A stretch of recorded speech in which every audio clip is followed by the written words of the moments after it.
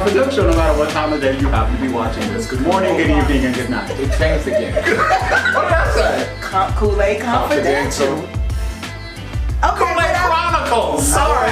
Welcome to Kewl Aid Chronicles. We'll get it right one of these weeks. Right. My name is Tony Wesley. This happens to be. I'm Dawn. And over there is. I'm Rashan. And we welcome you to the Kewl Aid Chronicles. Oh, we're just going by that. Oh, I'm sorry. I didn't realize we weren't giving full names. I'm sorry. Yeah, I'm Dawn. And then you had this. Yeah, but I gave the whole name. Okay. Well, you always Tony Wesley. I'm Dawn. I'm like, Beyonce, Madonna, Cher, Lassie. Dawn. Yeah. Did you say Lassie? What did you just say? That's one name. Oh my goodness. You only know one name. Oh. Did you catch it? Oh. That was not shade. That was just What a love? single name reference. Light shade. Mm. Daylight shade. Ooh. This table is rigged. This table is rigged. Okay. So, although this is Kewl Aid Confidential on my end, for my co-host, it would be Crystal Light Chronicles. Sorry, I know I said confidential again. Sorry. Minus coasters. So, Donna had discussed something, and ironically, you had sort of chimed in with something that you wanted to discuss that was very similar to something that we had discussed, and that is I don't want to say the art of it. Well, maybe it's the art to you because you seem to have mastered it rather well, and that is the art of forgiveness. I think you give me too much credit, but okay. Well, I mean, considering what you were able to do, and I think I mentioned this too, I'm sorry to interrupt you, what you were able to do was pretty masterful to me because I have absolutely no concept of it, and I could not do what you did. Okay. Now, I'm just curious before we get into it, why did the topic come up for you? Well, because I have been, I'll say I dealt with a situation the best way that I could for me. And it has been brought up again. Is that the situation you talked about once before on the show with your coworker? Yes. Oh, so something else So has happened. it was brought back up again. Oh, okay. And I was told that I had not forgiven the person. You were told that you weren't forgiving the person. I had not forgiven the person, and so I'm sorry, you hadn't expressed that you hadn't forgiven? Or you no. Your behavior was Based on showing what that you had happened. The person gathered, assumed, decided that Felt. I had not, forgiven the person. So you were like, would you push it down the stairs or throw the evil eye? What'd you do? No, I didn't do anything. So, But why did she well, I mean, associate you okay, had- so should I give us a start story. with Yeah, my- go. Right, go. So I think I gave you guys the background of the beginning of how that happened some time ago. Give us a Right. brief synopsis. So the brief synopsis is that I was given a position at my job, and I was working in that position, and those who I worked with kind of undermined the authority of the position. So that created a kind of a break in relationships that we had developed personally, but also severed some business relationship to some point. And so I knew that I had to continue to work with them. So of course, business-wise, you move forward. But personally, I don't have to. That was my feeling. Okay. Right, because you're in So, the business atmosphere. Absolutely. That doesn't So, necessarily mean I need to accept you outside of everyone the doesn't feel that way. So people have different feelings about that, and what I realized through this recent conversation is that forgiveness looks different for everyone. Everyone has a different perception of forgiveness and their own methods of forgiveness. Absolutely. So for me, so basically what happened this time, some words were exchanged, and it was felt that we needed to sit down and have a meeting to kind of hash everything out. And so I said, well, I didn't want to do that because, and I thought that was my Right. my right to do that. I did not want to do that because what it does is it brings back everything. And as I have moved on from it, I made a decision as how I was going to treat people, and I carried that out, and I've moved forward. Having that discussion kind of negates everything that I've done, and as in a sense it says what you're doing is not right. And so we need to take it back there so that we can heal what was done then so that you can move forward properly. Because I'm assuming that this person felt that your relationship didn't go back to the way it was prior to. Oh, absolutely. So they wanted that to be the way it was. Correct. So. And you felt like, I can't go back there because this has happened. Okay, so the word is I can't. I choose not to. Amen. Okay. I choose not to because what I've come to understand is that people will do what you allow them to do. And as long as they suffer no repercussion or there's no difference for them, they don't really understand that what they have done has been anything wrong or has upset you or changed anything. That perfect thing that you said that, because that was what I explained to Dawn. To me, the concept of forgiveness means, to me, just my own personal definition, is giving you permission to do it again. Again, okay. Perfect. Because I think I read that somewhere or something. I saw that recently. And I said, haha, I agree. And so, and let me say, I agree with it, I'll say in general, because I don't want to give people permission to do it again. However, my forgiveness is, I'm willing to put that behind me. I'm trying not to carry that with me moving forward. However, I'm not going to allow you in that space. So whichever way you hurt me, I'm not going to allow you in that space again to do it again. You know, is to me how I break that down. And so that's how I look at certain people. So I say that the relationship, you may look at it and say, oh, wow, he's still not talking to them. He hasn't forgiven them. Not that I haven't forgiven them. I've just chosen to deal with them in a space, but not allow them to get close to me to be able to recreate that type of situation. Exactly. Why should we go back to what we were before? Because you've already demonstrated the level of disrespect that you have for me as a person. So if you didn't necessarily exhibit something that let you know that they were sorry for what they did, why should we go back to the way it was? Absolutely. Sorry. Day job.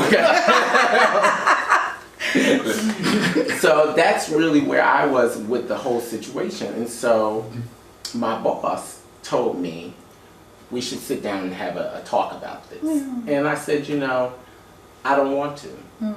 And he was like, kind of like the face, like, what do you mean? How are you going to tell me that you don't want to? And I think there are certain times where you absolutely have to put your foot down on certain things. Yourself. And so I felt like I've been working this out, you know, the best way that I can, and according to what you guys, when you want us to talk, you want us to, no.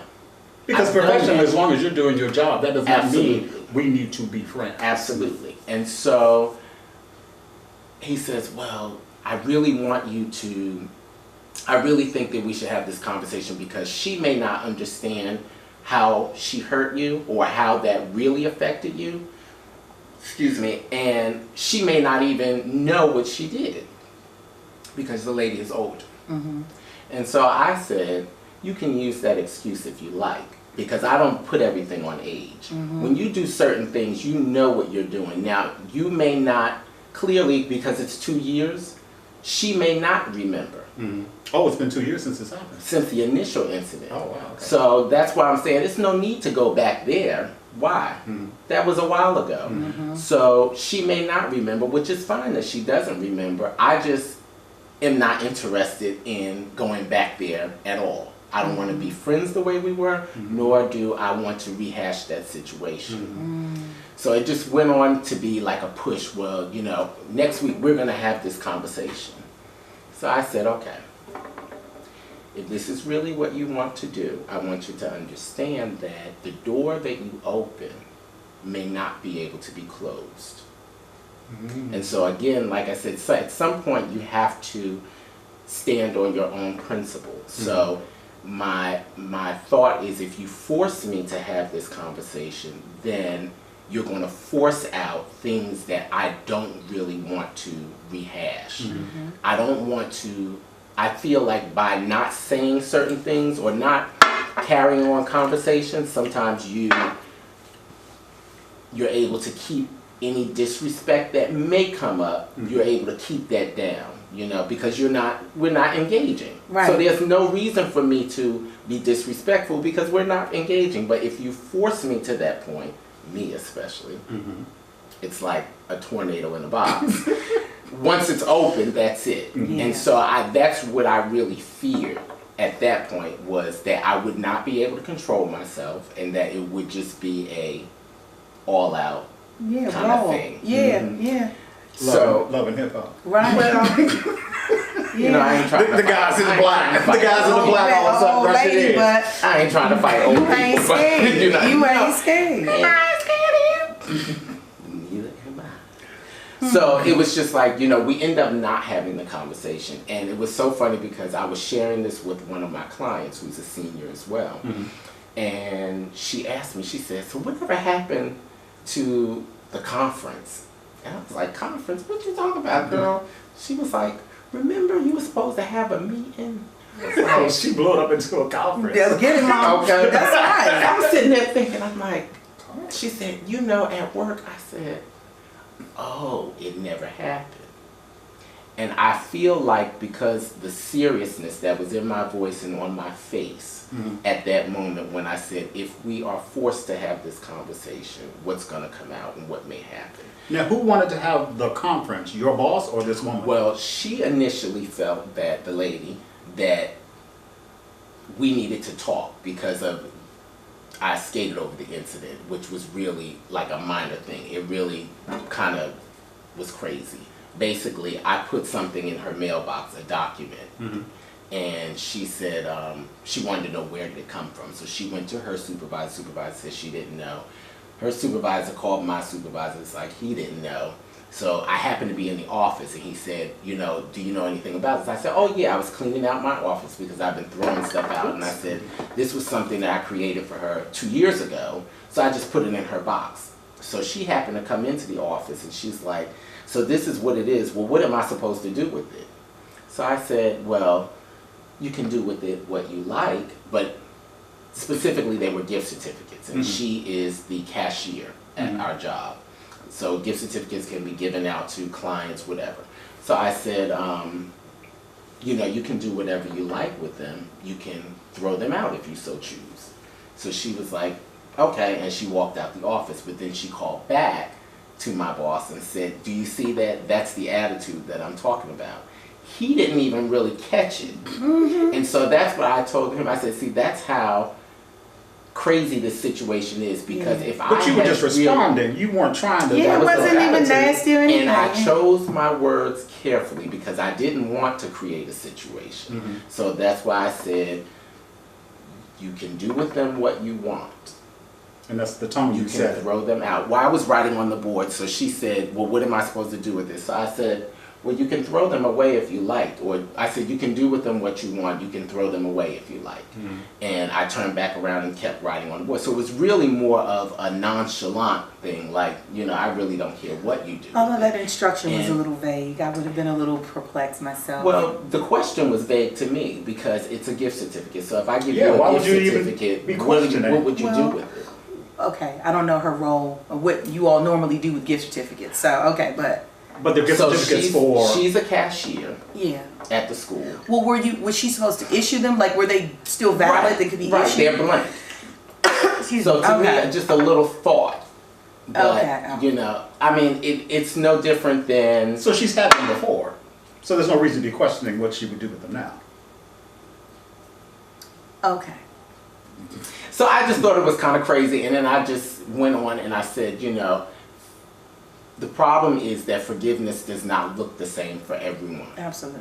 And this has always been the way I have been able to keep my sanity and move forward with situations, is to sometimes you have to cut things off and not be bothered with them. Sometimes you are able to engage with people, you know, but then sometimes you just can't altogether. So my engagement is, how about let's just keep this professional, because now, because of what had taken place, our personal relationship is no more. I choose not to have that with you anymore. And what is your, like I think you mentioned before, like your day-to-day interaction with her is not a lot, right? And her office is a distance from yours, so you don't even really see each other every day, right? this is the thing. My office is completely separate from everybody else. So realistically, if I come in the building and go straight to my office, nobody knows if I'm there other than my boss because he sits on the other side of me. So I only have to interact with other people in the building by his instruction. My job does not require me to do that. So that's why I say it, to me, it doesn't make sense. You know, we can not be bothered, and that's why we have the professional relationship, as I call it. So if I need to come to you for something, I do. If you have a question, you call me, I answer the question. I'm not interested in carrying on personal. on Saturday. Which was how that came about, because did I tell you guys my dog had puppies? Yeah. So she asked me about that. She's like, oh, how's your dog? I said, oh, she's fine. She said, oh, she had puppies. How many did she have? I said, 2. And this was while I was getting stuff out of my mailbox, and I went on about my business. She felt that that was cold, which it was, because I didn't expound on anything. But I really don't care for you to ask me anything. Okay. So, but that was my thing. But Side note, we're cutting right here. Are you still interested in getting a dog? Yeah. Because there was somebody, I have this thing called, okay, so I'm saying the clock is still running. what do you call it? Next door. And there's somebody in the neighborhood. Corgis. Okay, never mind then. Okay, so we have 12 minutes left on this one. Okay, so to basically cover what you were saying, I guess we're of similar like minds in the sense of what I said about, to me, forgiveness is giving you the permission to do it again. So would you say that for the most part, under situations where someone is expecting you to forgive or someone is asking your forgiveness, that you would basically follow that same motto as what you stated with her? Well, I would say this tends to be my mode when we are not on the same page as to what has taken place. So if something has happened and you say, you know what, I apologize for doing that, then I can offer you more grace in my mind, because you accept and acknowledge what has been done. If you can't do that, then that becomes the issue. Because, and with her, that situation has never occurred. She's never come to you with any sort of apology. Correct. Okay. Well, and it wasn't even so much that. I came to her to apologize, because I believe that sometimes to open that door, you have to be the one to be exactly. And so I said, you know what, if I have done something to you, I apologize, because the way that I look at you and how I revere you, I would not want to ever do anything to disrespect you or hurt your feelings personally because of the person I view you as. That was nice. That was brushed off like, oh well. You said that to her and she brushed it off? Well, but see, I think that's... So, go ahead. No, I'm gonna let you finish. Well, but so that's what kind of bothered me. Like, it was the situation, but then that said to me, here I am coming to you, I've done nothing wrong to you, and I'm apologizing anyway, but you couldn't even acknowledge my apology and say, well, you know what? I don't accept your apology because X, Y, Z. Maybe she just wasn't ready to forgive you at that point. But I hadn't done anything. So that well, why were you apologizing if you hadn't done anything? Because again, I didn't want her to feel that anything that I did was ever an attack on her in any way, professionally or personally. So your original... Now, see, we don't have to cut this because this is going to run over. The original thing was, I had my position. Part of my job, my assignment, was to redo our retail store. Our retail store right now looks like... It's not a lot of retail in there. That's that tiny little space behind the front desk. Yeah, but it was like a lot of things shoved on the shelf. It was like no organization. So my thing, I had, prior to moving here, I worked a lot of retail, and I said the key to retail is people have to see things as accessible. They have to be neat and straight. They have to be appealing to them. And a lot of times, junkiness does not do that. Right. Right, I had So- so, this junkie store. Right. So I said, so how about instead of having 10 packs of rollers on the shelf, we put 5. Because it looks less, but it's able to, you can lay it out cleaner and neater. So I did that for the store, but Right, and as you because sold that's them, not just, how you know, she, correct. replenish. Because that wasn't how she operated, she had an issue with that. The comment was, you know, to someone else, and this is what I said, the ironic thing, be careful what you pray for. When you ask for a revelation, I started being in places where I would hear things for myself. I had also had students that would tell me certain things, but I would be present. I would just happen to be coming down a hallway and hear a conversation, and I was like, damn. So I would hear things like, well, who does he think he is? I mean, he just got this thing, and you know, so it was little things like that, and that really hurt me, because one thing that she had told me prior to, she said, continue to climb, never get settled in a position that you're in. And so if anybody who would be happy that I am elevating, I thought it would be her, but it wasn't. So it just kind of showed me, well, where are you really, you know, to me. So I said, that's fine, you can be that way, but now I have to treat you accordingly. I can't be, guess what? This is what happened to me. I have Because y'all used to like keep kiki you- and whatever. Oh, we were very good friends. We were very good friends. And that's why I outside said, of the yes. job. And I said, that's why I think it really bothered me to the depth that it actually did. Because it changed our work relationship, but it also changed the personal. Because you guys would hang out outside of Yes. the job? Okay. Yes. So let's get into the issue of just you and the forgiveness period.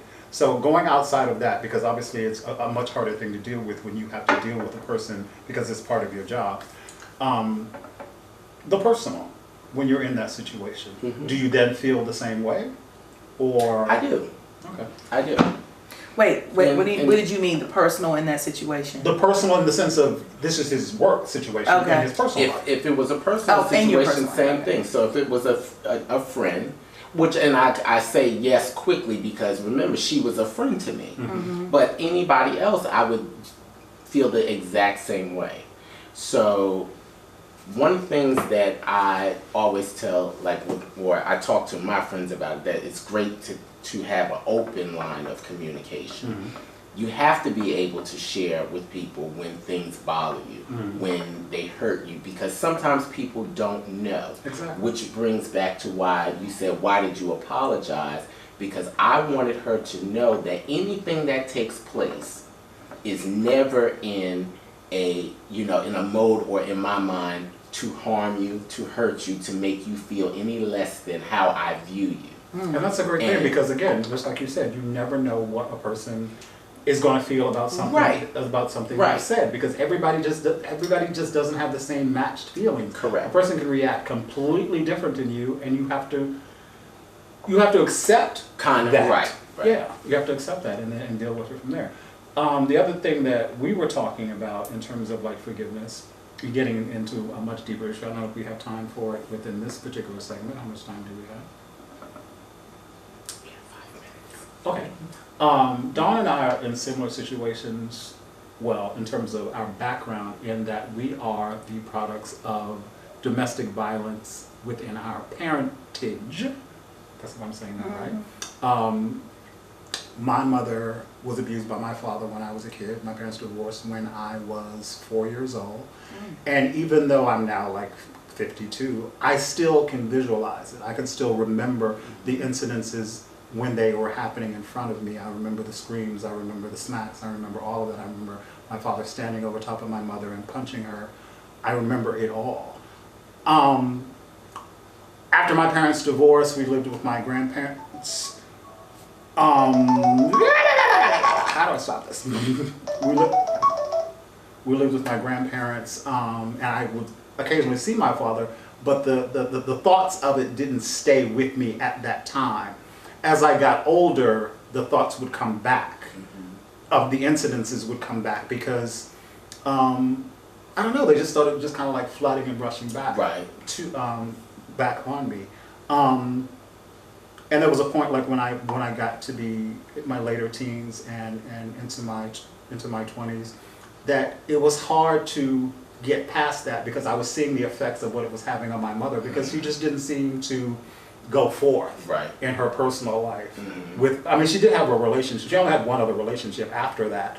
That was sort of like periodic with this one person. He was a very nice guy, but I mean, I don't know if it was psychologically. It seemed to me that it was a result of that, and just in subsequent things that I've seen from other people. And it's interesting because the same thing that happened with my sister. She also entered into a relationship with somebody who was abusive to her, and I was in her situation just this one time. Okay, you did that, and that was it.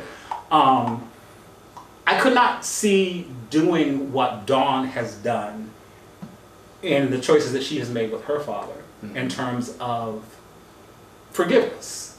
My father died in 2004, but I hadn't seen him for several years, probably like 17 years between that.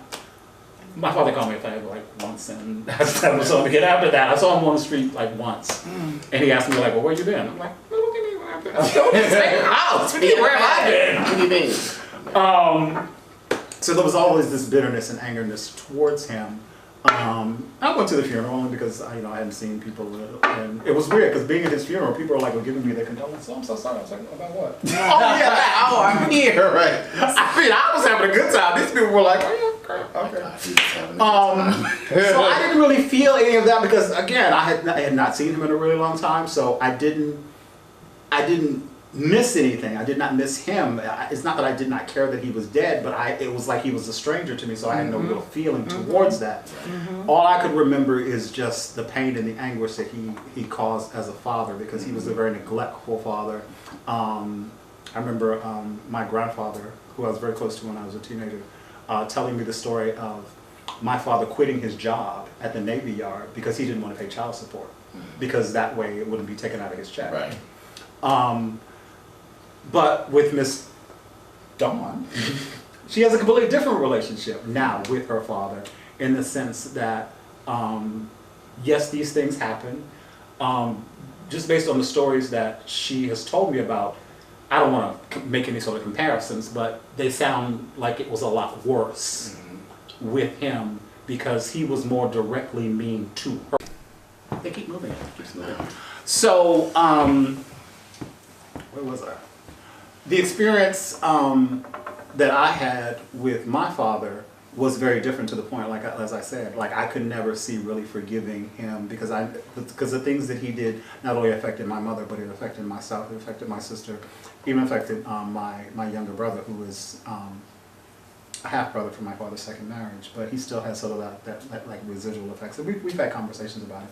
But Miss Dawn here has completely different circumstances to the extent that she did go through something a lot worse with her father, even to the point of it affecting her personally. And one particular story that she relayed to me where a number of years had passed and she hadn't seen her father and she encountered him on the steps of her grandparents' home.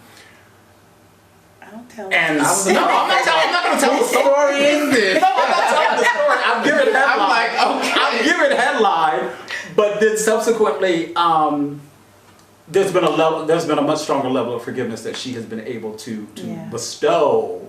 And when I say bestow, she bestows on her father. And you're just saying I would not. No, I would never do what you do. Well, a lot of people have told me they wouldn't do what I'm doing. So over a year ago, my dad got sick. My dad had been diagnosed with type 2 diabetes for many years and was able to treat his diabetes by changing his diet. I always tell people that my dad used to be like the nutty professor size fat, and if you were to see him now, you wouldn't believe that story because he was able to maintain his health. Anyway, but unfortunately, my dad retired. Wasn't really taking proper care of himself. Had an infection on his toe that then resulted in him having to have his leg amputated. Yeah, and he was living on his own, and we were seeing each other maybe on special occasions kind of thing. And the night he got sick, he called me, and I rushed to Washington Hospital Center, and pretty much we've been together ever since. So he now lives with me, and I take care of him. He lives with me in my mother's home. the woman who he beat. The home that she purchased. The home that she purchased after their divorce. And it's it's different. It's different for me because I'm one of those women that grew up without a father, and then as an adult now having to take care of a man that I didn't necessarily know. Right. It's been kind of interesting. And Tony seems to want to give me a lot of credit for forgiveness. And I mean, I guess there is some forgiveness in there. I wouldn't necessarily call it credit. I'm just more or less. Well, I don't know. I don't know if I would call it say credit. Credit's okay. Credit and Credit's acknowledgement. okay. Acknowledgement of forgiveness, and I Right. appreciate that. You're doing something that I would never do. Yeah, a lot of people probably wouldn't have done it either. Because there was no point where he asked you for your help. You just. Well, I felt he asked me for my help when he called me, when he was in rushed to the emergency room on the verge of death. No, but did he specifically ask you to do something? No, I guess there was never a conversation where he asked me to do anything. Now, you must understand, he and I had conversations in the past on maybe special occasions when I would see him, and I would let him know that if anything were to happen to him, that I'd be there for him. Because you're an only child. I'm an only child. But see, here's the thing. Here's why I'm able to do that for my father. Because one day, my father and I had the talk. And we talked about the abuse. And we talked about the abandonment. And the anger. And how the effects of my life. Can we preface the time span? Oh man, that was about... No, the time span of when you saw him, because I think you relayed to me that you didn't see him for like 20, 15 years. So my parents divorced when I was maybe 10, 11 years old, and then I didn't see my father again until I was maybe in my 20s. And the story that I was relaying to Tony. Well, that I was relaying. Well, that you relayed to me that I started. Yeah, because it was a bit traumatic for me. Okay. And Dad, if you are watching this, this is in no way intended to embarrass you, but this did happen, and it's real. And it speaks for itself. So again, the last time my father saw me, I was a little kid. And so one day, just out on a random, I'm going to visit my grandparents. I'm going in the apartment complex. He's coming out. My grandparents lived in a garden-style apartment, 4 units. Everybody in the building knows each other. My father happened to be there, and I had no idea, and he had no idea I was coming. He comes out of the apartment building, and he sees me. He's sort of like, "Where you going?" And I immediately recognize, oh my God, that's my dad. But he was more so like, where you going? I said, well, I'm going to see my grandparents. Right. Because I was a little chip on my shoulder, kind of with him. I don't think he's got it. Yeah, and so then he was like, so what's up? No, I caught that. He kind of hit me with like, so what's up? And I had a moment where I'm looking at him like, and then it occurs to me, he doesn't know who I am. He doesn't even recognize me. And I said, Dad, it's your daughter. And then he had a moment, sort of like, ouch. Yeah, like, uh-oh. Right. And then it was kind of, this ain't West Virginia. Right, and the conversation kind of had a shift. But, that took me out of body. And that fueled my anger more, even in my 20s. Because you weren't hurt that he hit on you. You were hurt that he didn't recognize you. He didn't recognize me. Like, I can't blame him for that. He was being a man, doing what a man does. It was the fact that, damn, I was your kid. Like, you don't even have a paternal, like, you didn't even feel that I was your child. You know what I mean? Like, I don't know. Like, I seem to think, well, I can't even imagine me ever not knowing who my kid is. Right. But, but that just went to show you the disconnect that was, But the thing that surprised me when you said that, and you've posted pictures of your mother on Facebook, to me, you look exactly like your mother. So That's the fact true. that he didn't register. But yeah, he hadn't seen my mother since they got divorced either. You understand what I mean? Like, he lived a whole separate life. He was a different person himself. You know what I mean? Like, I don't kind of hold that against him. But when you said grandparents, did it register then? Or did it register when you said dad? I don't think he really caught on until I said because dad. Like you said, if there's multiple families in there, and there was other grandparents, he had no idea who I was. Units. Right. And there were elderly people in the other probably units. like 8 people, and it's like, okay, which of these 4 couples does she belong to? Right. Yeah. He was really, he Right. was trying to figure that out because I guess he was just confused. He was literally, he just hadn't seen me, and that's really the point Right. of the story. So you did That have a he- continual conversation at that point. No, I mean, we just kind of like ended it. Like he was leaving, and I was going up to visit my grandparents, so it wasn't a whole lot we were going to talk about Right. in that span of time. I mean, we had seen each other at that point maybe in 10, 12 years. Because he did live in another city, I think you mentioned. Well, I think that I'm learning now that he did sort of leave the area, spent some time in Texas and other things. But this is all stuff about his life that I just didn't even know. And no, his mother, his parents never even discussed it with me. I don't even know if they knew, to be honest, because my dad was really just like a free spirit kind of guy.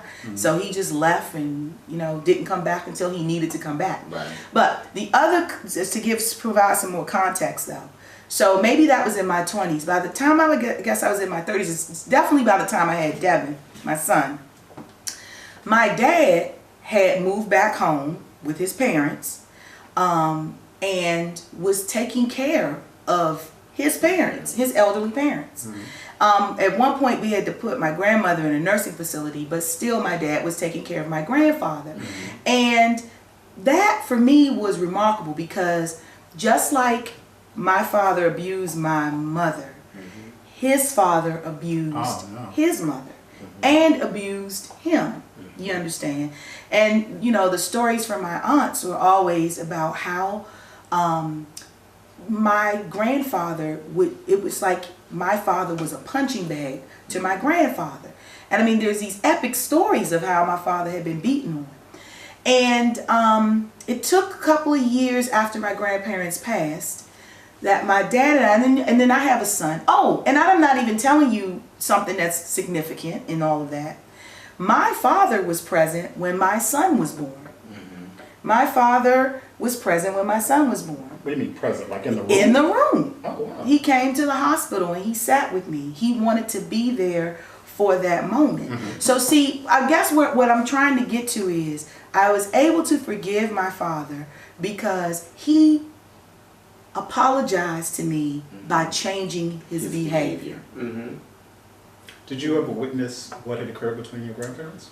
Oh yeah. I mean, my grandparents fought up until they got unable to. Yeah. And I'm telling you, like the orneriness is what made them die 7 days apart. Because I felt like they died 7 days apart, literally, honestly. And my grandfather died first, and then my grandmother passed away. And Even though they weren't, because at that point they were living separately. Yeah. Right? Yeah. Oh wow. But he was going to see her. No. My grandfather was. I don't want to say he was bedridden because he could still get up and move about. But he wasn't driving. Yeah, but he was homebound. Yeah, he wasn't driving and things like that. But I think their orneriness, they up in heaven somewhere, still duking it out. They still duking it out. So would you say that what occurred between your grandparents was as intense as what was occurring between your dad and your mom? Absolutely. And that's why for me, and as a disclaimer to those that are living in domestic violence or have been victims of domestic violence, I have a different view on domestic violence than most women do, because what I saw is women giving as good as they were getting. Okay. I saw women, and this is in no way being disrespectful to the spirit of my mother or my grandmother, my father's mother, but they were confrontational as well. And I've seen, them poke the bear or whatever. Right. And then the bear attacked. You're not in no way saying that. I'm not saying that that's right. That's not right. I'm not saying that that's right. I'm not saying that's right. It's the most humiliating and degrading thing to see a man beat a woman, like literally beat her, and black eyes and kicking on her. Like you can't get rid of those images. It's difficult as a child. And then for me, like I told Tony, what really is the stain for me is the lying that you have to do afterwards. Like you go to school on Monday. Well, how was your weekend? Well, you don't even want to know the half. You don't even want. I can't even tell you what I did this weekend. All that went on for me this weekend, and having to lie and cover that and shame, which is why also I think what makes me talk about my situation, because for a long time I hid it and I hid it, and then thank God for Oprah Winfrey, because then people started talking about things. But you know what, Dawn, and I'm so glad that you brought that up, because that has been, I don't know if you can call it a mantra, but my thought and what I tell people when they share that they are dwelling in an experience, I said, of course this will not make it stop. I said, but part of, I guess, the culture of it is the living in darkness, and so I shared with a friend of mine, and I said, you have to take the glasses off. You have to be able to come outside, because you had done nothing wrong, so why should you live in shame? Yeah. It is not you that should be shamed, it's the person who did it. Yeah. But it takes a long time for people to get to that maturity. And that's why I said, they always feel like, people will judge me because that's this is a part exactly of why me. I said it won't change the situation, but that's something that you have to grow to. And my one phrase that I used to use all the time is, when you're sick and tired of being sick and tired of being sick and tired, then there will be a change. Yes. And so with like that type of situation, you have to be tired of the situation. And you have to be tired of living in that, I have to now stay in the house for 3 days. Now I got to call off of work for 3 days. And then God forbid you lose your job, and then here comes a whole nother world. Right, I have to make up another excuse. I have to cover this makeup, cover this bruise. But if I one day, the same power that I use or authority that I use to get up and say, you know what, I'm going to take my child and I'm going to go, you have to use that same power to say, this has to stop. Yeah. But I've done nothing wrong. And it really says nothing about me that this has happened to me. It's more about the person who did it. So, and I really believe, and I said, I don't know, this is, theoretical in my mind, but that person, of course, continues to do because you continue to hide it. They feel nothing. They feel no wrong about it. Right, because it's something so innate in them, especially if your parents are Well, not even that, but, even things that are within us, we still have a little shame when other people know about it. Yeah. Some of us do. Right. Well, and with all generalities. Yeah. But so that's why I said that has been my belief. So even the person who committed it, there's no shame for them because you choose to stay in the house. And so nobody's looking at me crazy. You're scared that somebody's looking at you. So I can continue to do what I do because I know you're going to stay in the house. Right. And there's not no ramification. Yeah. Right. But when you do go out to your grocery store, and what happened, I got into it with my husband. Right. And when that starts to come out, and when they start to receive shame for what they're doing, then there may be a change. And like I said, all theoretical, but that's just what I believe. That part of the thing is living in the darkness. Right, but those incidents that happen with people, and not to give any sort of specifics on anybody's situation, but when you have those situations that happen in a public forum, True. People clearly are not feeling that shame because all they're doing is reacting with what they feel they have their right to do. They don't feel the shame right then. And so, and the reason why I say this because I caution myself with a lot of situations, like I said with before, when you open a box, you don't know what's going to happen. Exactly. I know, people don't know me. And I always say, I have a temper because I know where it came from. So, Same here. Oh, me too. I try not to put myself in situations like that, or I try to control it as much as I can. Yeah. But Sometimes I have it's been hard, in situations where it has been, like you said, poke the bear, and then when I become the bear, who people don't understand, and I can't stop myself because I am in it. Yeah. That's what I'm saying. So I view those situations when it starts to get hot. So they can't help it at that point. Right. But thereafter, I'm sure they do feel, okay, even though I did this and this is what I'm used to doing, my God, I did it outside. The neighbor may have seen, everybody doesn't feel that, but I just believe that most people have some level of shame to it. Yeah. That they But not to And I necessarily think- get You off, not got necessarily off. get off topic with it, but what made you stop the pattern? Just Or was it a conscious effort? it was a very conscious effort, and unfortunately, it's had had some its own incidences. side effects too. But yeah, it was Motherfucking very side important effects. to me that when I had my child, that I did not hit him in disciplining him. So you've never struck him? I'm not gonna say I've never struck him. I've had a moment where I've lost myself, and I've had to. But that, unfortunately, in African American raising is not an appropriate way to raise a child. We believe firmly in spanking a child. Right. Spank the child, spare the rod, or Spoil the rod. whatever. Spare the rod. See, I don't even know it, 'cause I don't support that. Because I never said what that meant. What's spoil the rod? Spare the rod, Spare the rod, spoil spoil the child. So if you spare the rod, you don't use the rod, Okay. then your child becomes Be spoiled. spoiled. Oh. And it's the truth.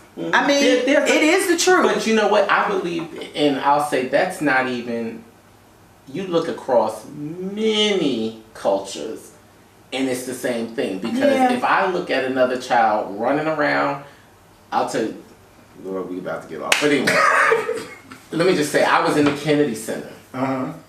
Okay, and when I go to the Kennedy Center, I'm very happy to be in the Kennedy Center. I'm like, I have been the Kennedy I have a Center. rod. I'm sitting here on the couch waiting for my show to start, and I see a child run down the hallway, run back, roll across the carpet, Wow. running around on their And knees, see, I wasn't gonna let my son do all that. and the parents standing there just talking as if they see But that's nothing. what kids do. No, but kids don't learn. You're not supposed to if do it in you the don't Kennedy stop Center. them No, from you doing don't. so. I mean, same thing like we believe within church.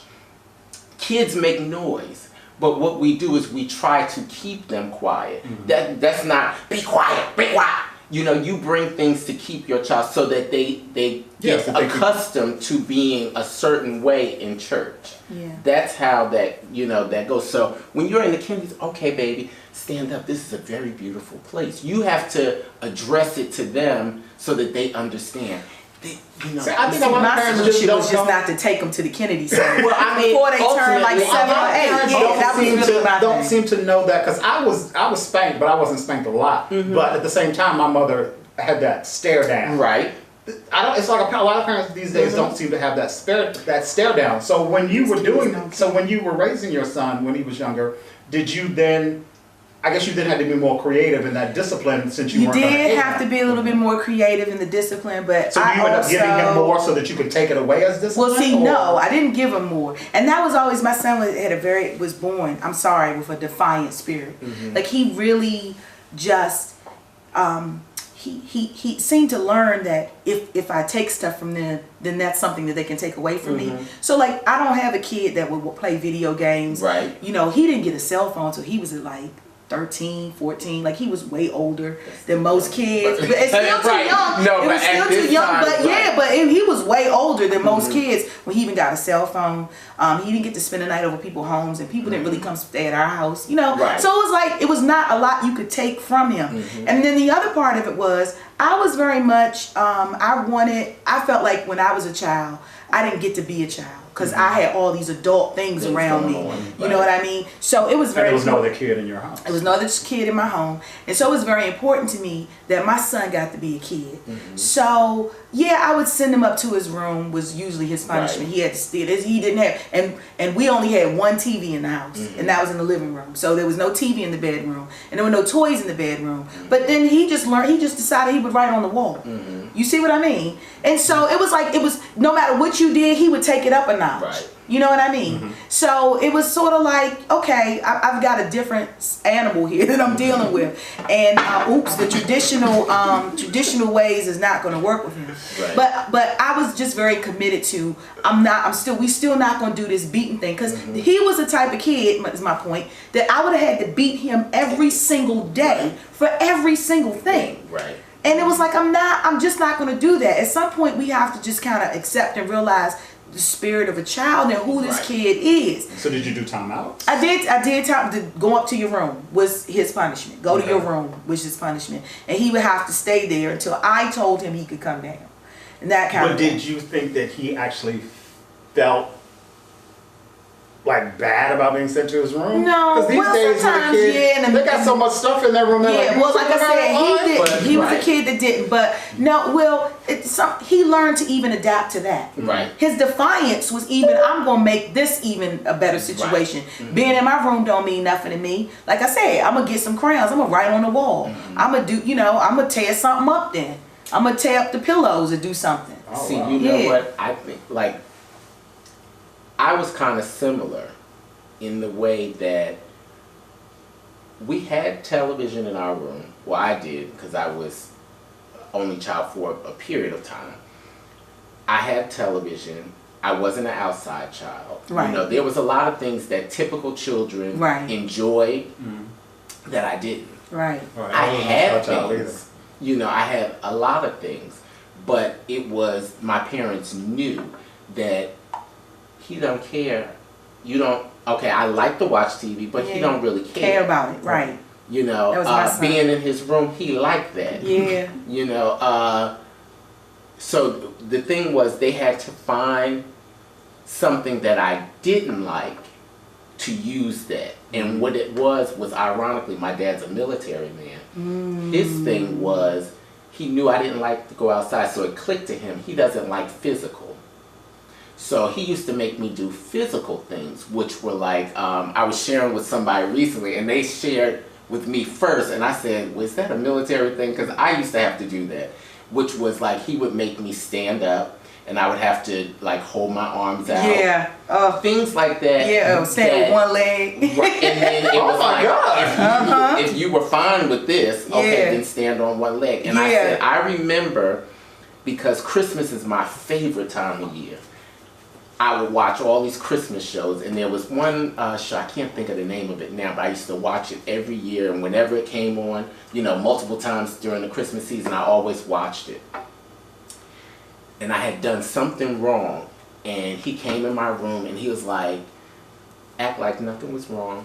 You want to watch so-and-so? So I was like, oh, it's on? Yes. Turn the TV on. So we're sitting there for a second, and he says, so, I know about XYZ, right? And so I'm like, I don't get it, because now it's not clicking. Why you want to watch my TV show? Right. And now you want to talk about this. So Right. he said, stand against the wall, face the wall, put your arms out, and he put two Bricks or books? phone books Oh my God. on my arm. And so the punishment was, I couldn't watch the TV, which is what I really liked.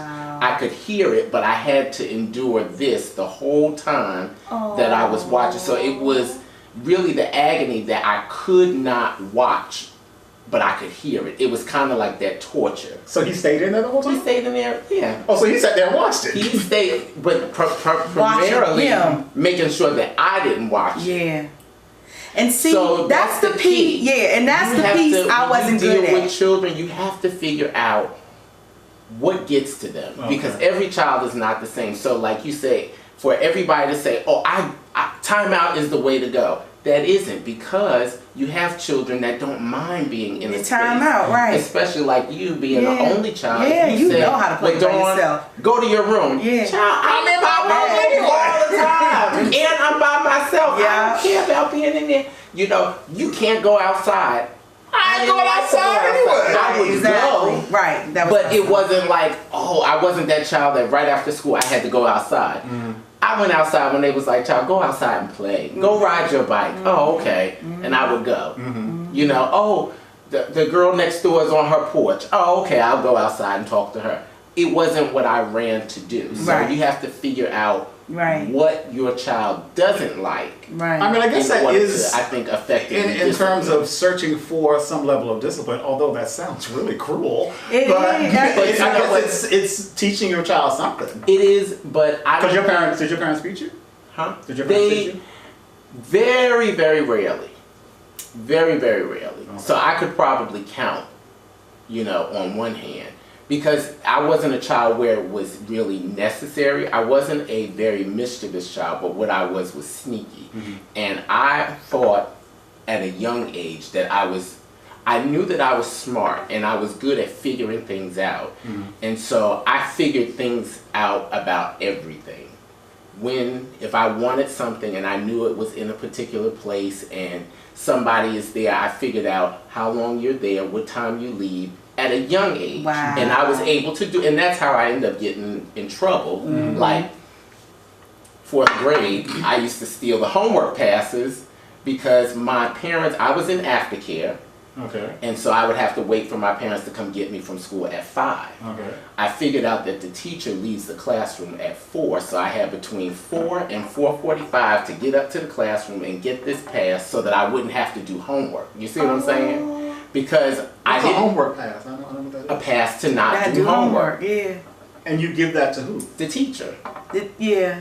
So you had these? I don't know. She No, had them. I didn't have them, So but I'm at the familiar. end of the week, we had like one of these boards where you would get stars if you did well throughout the week. And at the end of the week, so I think for every day you did well, you would get a pass. Okay. At the end of the week, if you had, I think it was like 4 out of the 5, you could get the super homework pass. Super homework pass meant you didn't have to do any homework over the weekend. Oh, okay. So I just didn't want to do work.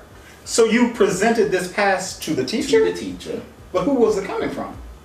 It came from the teacher, so I was very good at what I did. Oh, So you did her signature. Yes. So she Word. basically didn't remember that she had given this to you?